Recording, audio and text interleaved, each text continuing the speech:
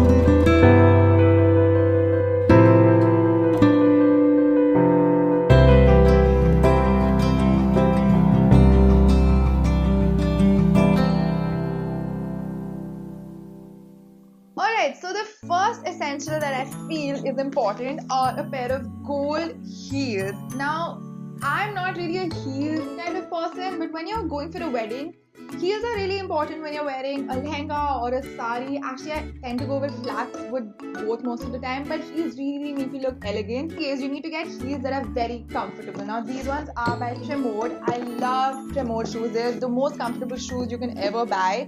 So these, as you can see, like even the way they're built, they look very comfortable. You can actually walk in these full on all day. When I was in Miss India, we were required to wear 4-inch heels all day long and I didn't die. So these are pretty damn good, and gold is a very like ethnic, festive kind of shade. So it goes with most of your traditional clothing. So gold heels are a must. Second essentials are again shoes, and I think you should have really nice, fancy kind of embellished flats. Now both of these were gifts and they're by the brand Crew Republica. I believe it's a more high-end, more expensive kind of brand, but the quality is amazing. When we got these, we thought that where the hell are we ever gonna wear them? But they're perfect for weddings, and for someone like me, I rarely wear heels, and I even wear heels with lehengas and saris like I mentioned. If you have nice flats like these, they look very, very pretty. Next up are lehengas. Now by lehengas, I mean the bottom part of the outfit, which is the skirt. Now I love wearing lehengas. I think they're the best because they can be teamed up with different blouses or even like a kurta of sorts or a jacket, and they give a completely different look. I've gone away with wearing the same lehenga in every shadi I went to last year, and it was pretty cool. So I think if you have 2 lehengas, you can just mix and match and just go to as many shadis as you want. That's what I do. So I have one that I was wearing in the outfits that I just showed you guys, and I have another one. It's very pretty. It was actually a sari that my mom had, and we converted this to a lehenga. You can get a lehenga made, or you can find them at Chandni Chowk. I did a video in Chandni Chowk, which you can watch right here. I found a really pretty one in Shoppers Stop.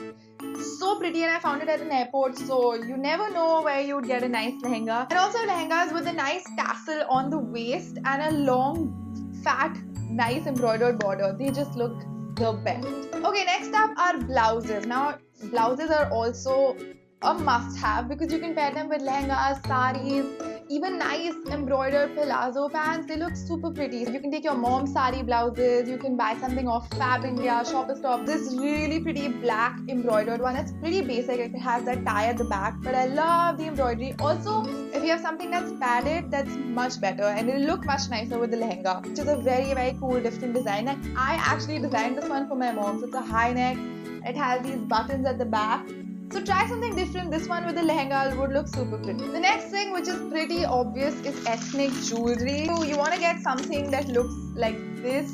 This is super, super pretty. Big earrings are also great. If you don't want to get really expensive things, you can even get things from off the street. I got these really pretty, beautiful earrings from CP, from Dindi Heart. They have the prettiest things. Even Sarojini Nagar has really pretty ethnic jewelry. The next thing which a lot of people miss out is an ethnic purse. Now this isn't the best example. This is what we had at home lying around. You go out wearing an ethnic outfit, you can't carry a regular bag. You need something that could match it. Next I'm going to talk about an app called Flyrobe. Now they are so not sponsoring me. I wish they would sponsor me. If you're Flyrobe, please sponsor me.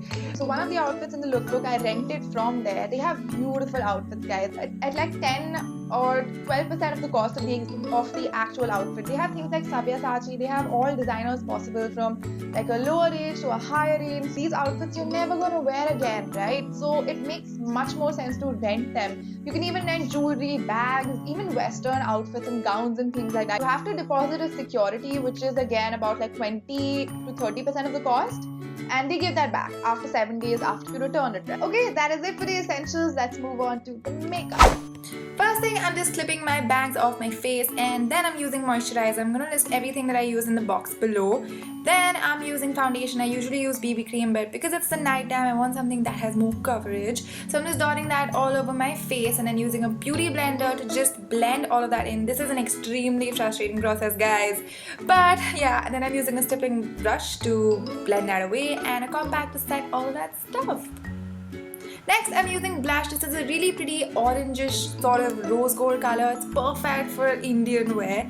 Then I'm using brown gel liner. This is my favorite thing in the world right now. I'm using that to fill in my brows. And I think this arch part is really important and completely changes everything. Then I'm using gold eyeshadow. Very basic, just putting it all over my eye and just blending the edges out. And then I'm using the brown liner to line both my top and bottom rim. And to finish it off, a good coat of mascara on both my upper and lower lashes. And then red lipstick. This one is by NYX. It's a beautiful, beautiful lipstick. I absolutely love it. And yeah, that is it for the makeup. So yeah, that's it for today's video. I hope you guys enjoyed and found this helpful. Make sure you leave a comment below and subscribe to my channel if it did, and share this video with someone who has to go for a wedding.